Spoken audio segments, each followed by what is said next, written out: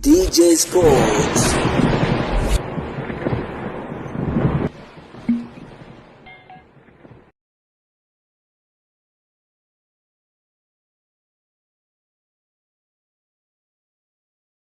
Bwana, ni mwendelezo wa ufungaji kwa upande wa striker mpya wa klabu ya wekundu wa Msimbazi Simba, na hapa tunamzungumzia Ibrahim Doumbia, hasa mara baada ya kuweza kupachika goli leo Simba kipindi wanacheza mchezo wa kirafiki dhidi ya Al Merreikh, moja kati ya mchezo ambao uliweza kumalizika kwa goli 2-0. Tuliweza kuona goli la kwanza katika dakika ya 3 liliweza kufungwa na Libase Gwe, lakini goli la pili la klabu ya soka ya Simba liliweza kufungwa na Ibrahim Doumbia. Hivyo ni moja kati ya mtanange ambao uliweza kumalizika kwa